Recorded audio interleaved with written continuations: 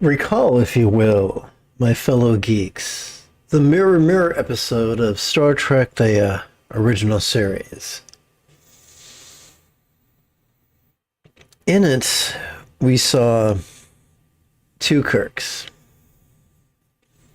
And the light side and the shadow self, you might say. It doesn't take very long for a kid to realize that they have dark impulses. What are some of the impulses, the master impulses that the Buddha spoke of?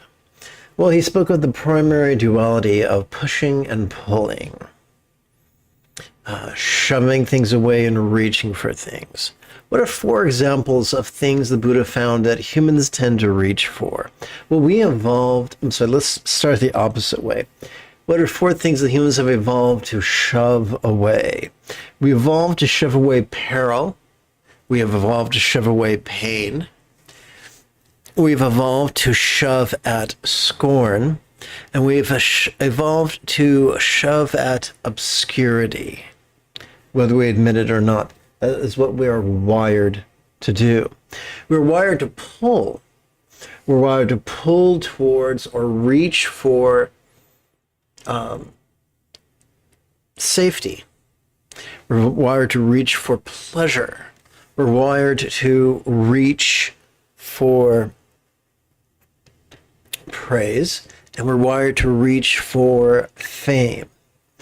This might sound petty, but these are survival impulses for those who are the most loved in their tribe and the most famous in the tribe, receive the best feeding and reproductive opportunities.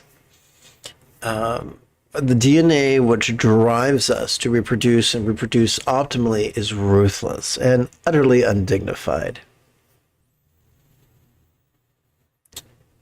The Buddha, in the Mahayana tradition, we sometimes speak of the five mental poisons. And so we elaborate. And so we have hating, craving, confusion, jealousy or competitiveness, and pride or clinging. So it doesn't take long, especially as we sit in meditation, to notice things that make us angry, things that frighten us, things that fill us with despair. In contemporary psychology, they sometimes refer to that as intrusive thoughts. And in contemporary psychology, people will often try to argue with their thoughts and argue with their emotions. That plays into yang and yin. Our yang tendencies are to be rigid, fearful, controlling, elitist, cryptic, competitive, and cruel. Specifically, let's look at our rigid, fearful, and controlling tendencies. When we try to shove an impulse away, we try to shove an emotion away, we try to shove a fantasy away, we try to shove a memory away, we're feeding into that yang attribute, which is the path of the Sith, which is the path of Darth Sidious.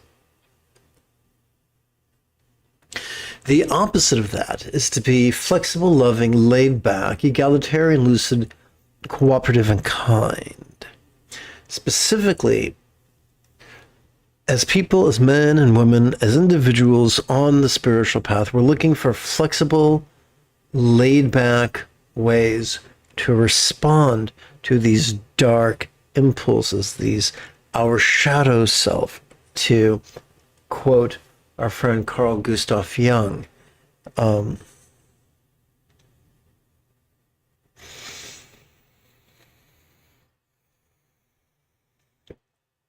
so there is a laid-back way to respond to these that is far more spiritually beneficial than perpetuating our very bad habit of living in resistance.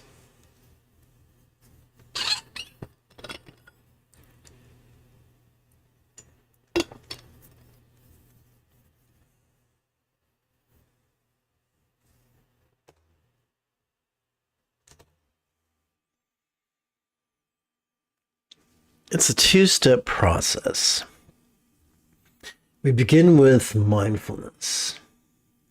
Every time we breathe in, whether we know it or not, we access our sympathetic nervous system, which is not wired for active concentration, but which is wired to merely perceive, and to do so vulnerably, passively, viscerally, and randomly.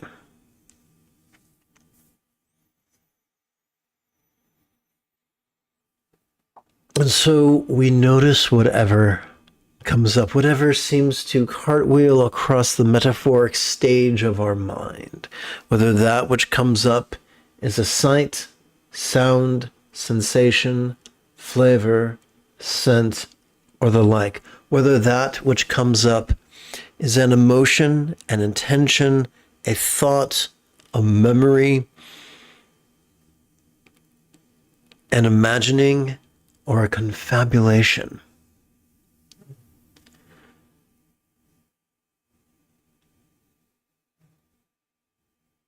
Now, so as this happens, it is perfectly appropriate during our inhalation to silently and mentally recite the phrase, "Notice this." Yes, we've noticed these things, but what are we to do with them? Glad you asked. Every time we exhale, whether we know it or not, we access our parasympathetic nervous system, which is evolved for physical relaxation as well as mental release. And this we call meditation. So if mindfulness is perceiving, then meditation is releasing. Now, releasing doesn't mean we shove it away. It means we're releasing our habit of living in resistance. Let me know if you've heard this one before. Whatever comes, let it come. Whatever stays, let it stay. Whatever goes, let it go. So just as during our inhalation, it can be appropriate to silently and mentally recite, "Notice this," or simply this. During our exhalation, we could silently and mentally recite "relaxing," or its monosyllabic synonym, "ease."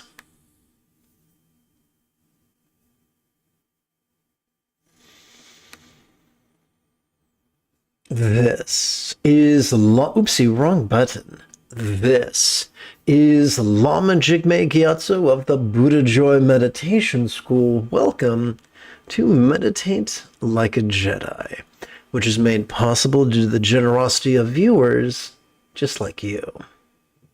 Now I'm going to be right back. I have to fetch something. Please bear with me.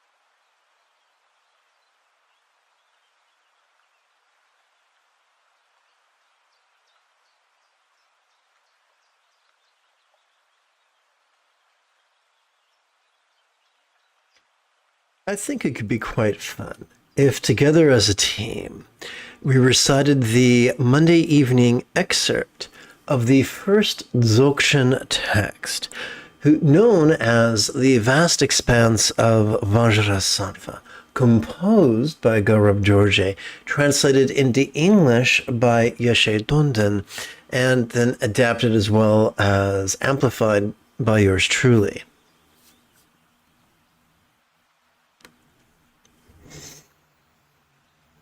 Oops, wrong button. Here we go. If at any point you have a specific question, if at any point during the remainder of the live stream you have a specific question about Buddhist chanting, Buddhist meditation, Buddhist philosophy, or how to apply them, simply type your question in great detail in the chat window. If you're watching on a laptop or a desktop, that should be the right. If you're watching on a smartphone, that should be down below.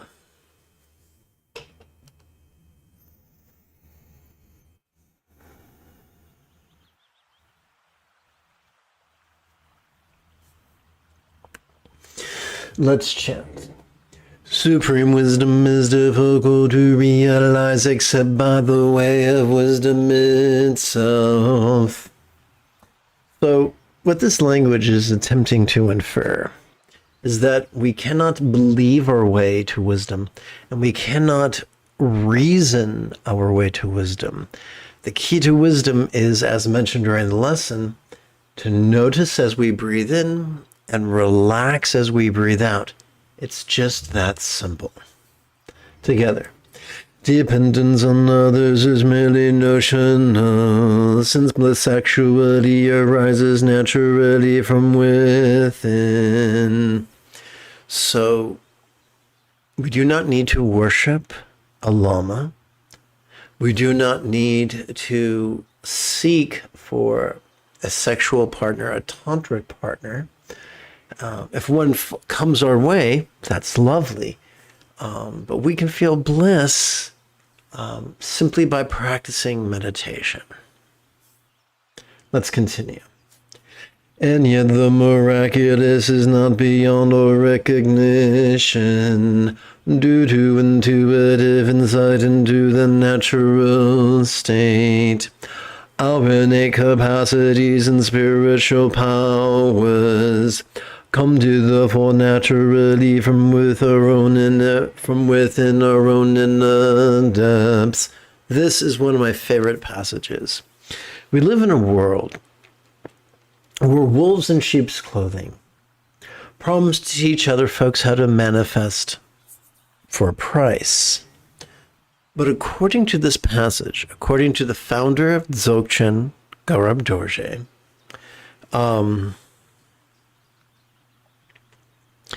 we can manifest effortlessly.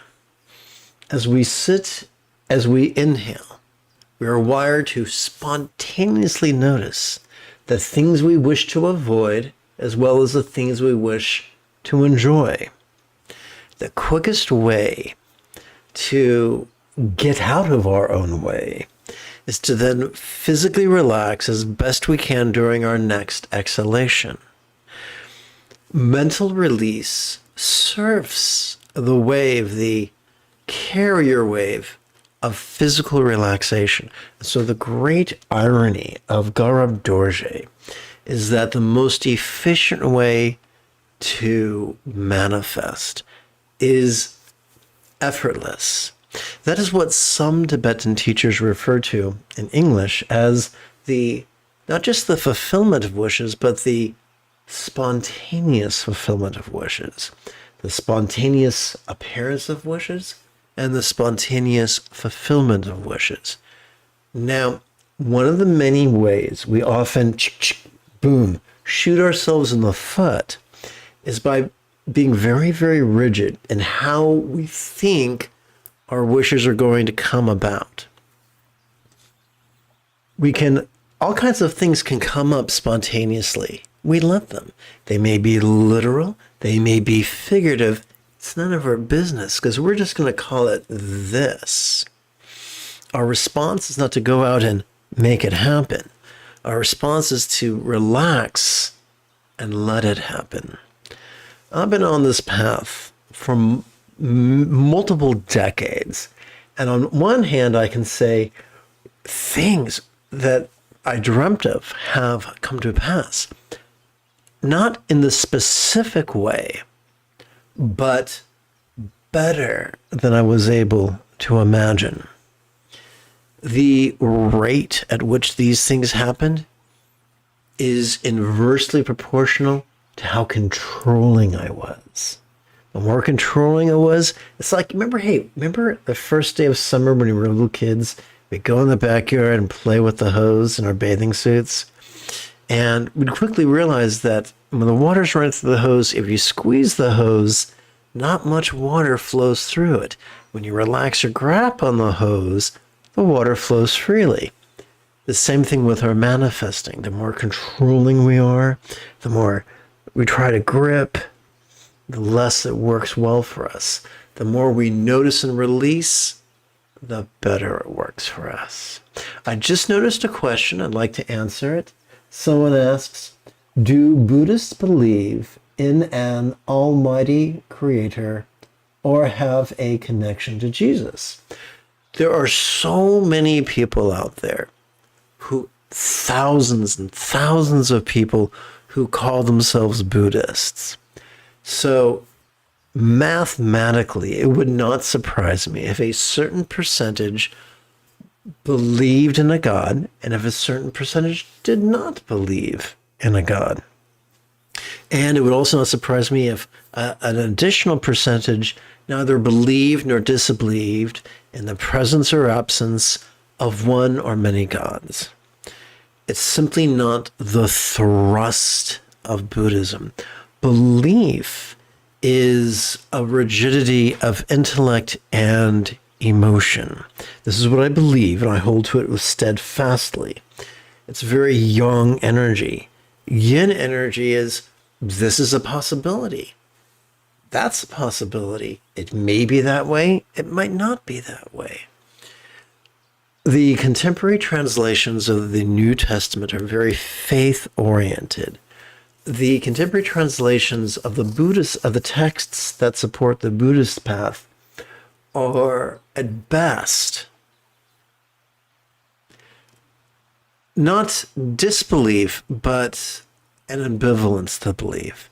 A belief is just a phenomena of our body and our mind to be noticed and released like anything else. There is a phrase used frequently in Buddhism. That phrase is Tathagata Garbha, or Buddha nature. Buddha nature is simply an early Iron Age way of talking about that which we would describe in the Silicon Age as our sympathetic nervous system and our parasympathetic nervous system.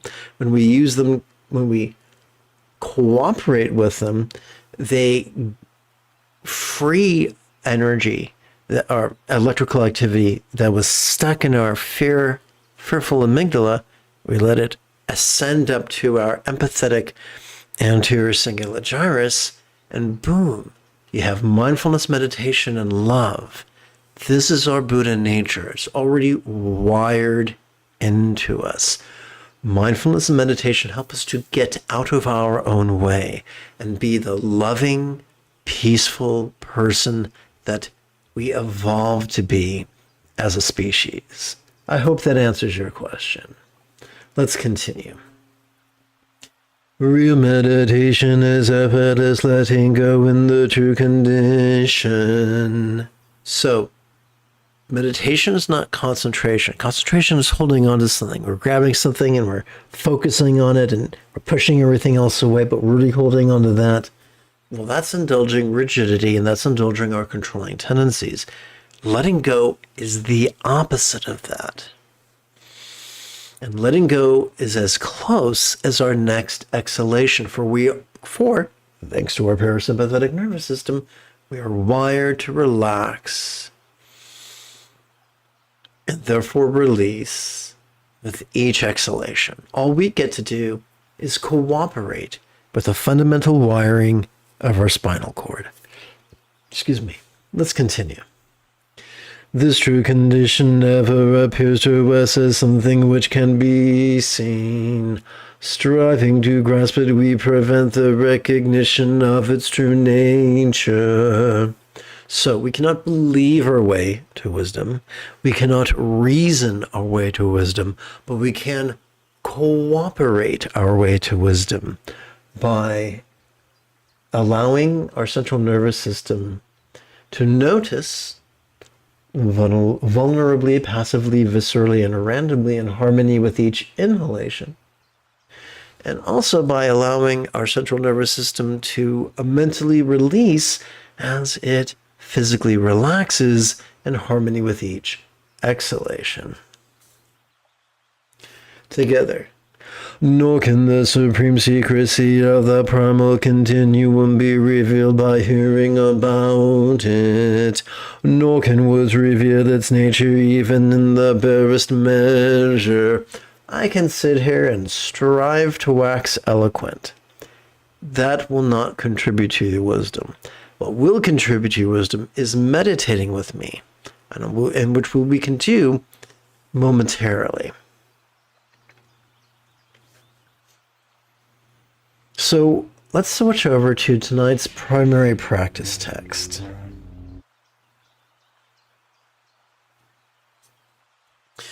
And together let's perform a concise recitation of empathetic bodhicitta and enthusiastic refuge. We'll start with a longer version.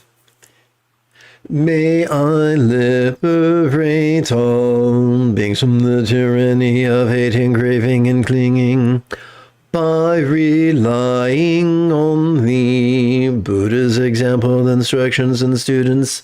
These three are so potent that they are metaphorically referred to as the three wish-fulfilling jewels, or simply as the three jewels. May I liberate all beings by relying on the three jewels. May I liberate all beings by relying on the three jewels. May I liberate all beings by relying on the three jewels.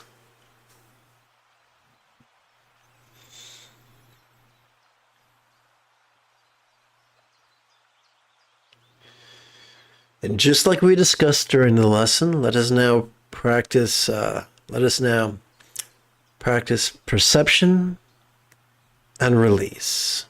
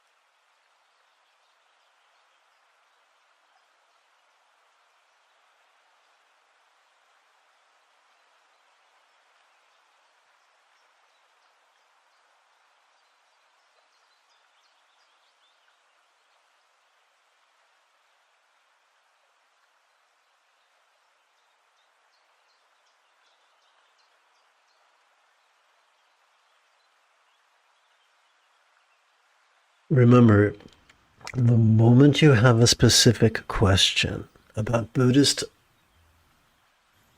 meditation, Buddhist philosophy, or their application, simply type your question in great detail in the chat window.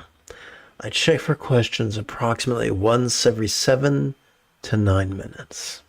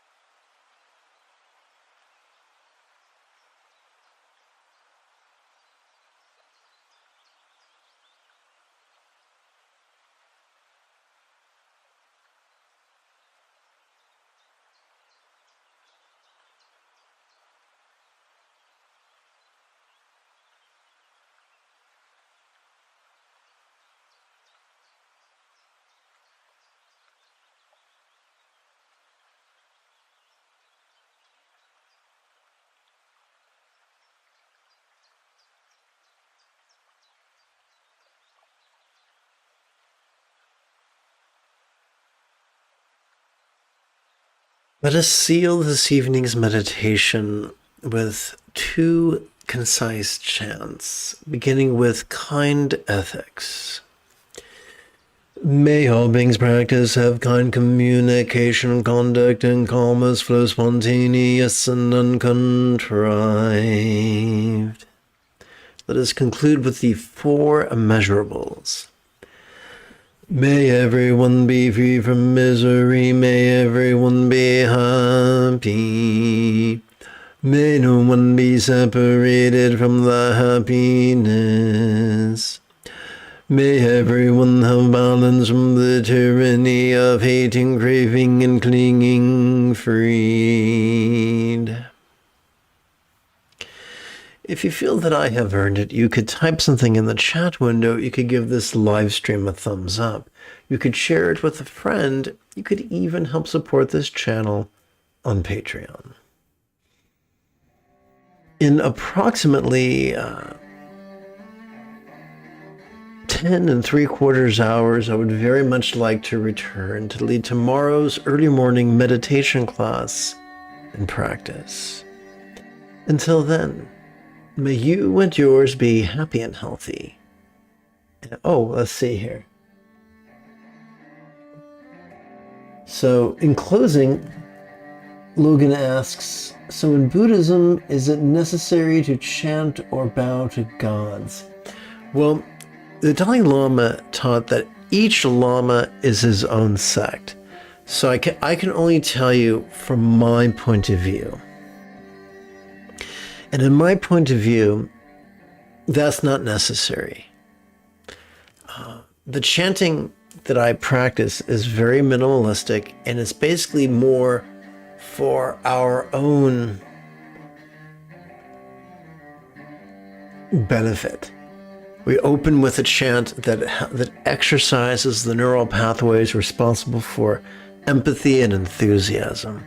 And we close with 2 chants to remind us that the essence of ethics is simply kindness, and to kindly wish all beings everywhere good fortune. So, truthfully, that chanting technically isn't necessary. I put it in there because I found that most people feel comfortable with a bookended practice, with like a runner's pistol at the beginning and a finish line at the end. And so there you go. From my point of view, I've practiced all sorts of Buddhism. And I found that the style of Buddhism that gives me the most peace and helps me to be the person that my dogs, the people that our dogs already think we are, is this style. Very, very simple, very, very stripped down. And so in conclusion, if you are as geeky as me, this is the way.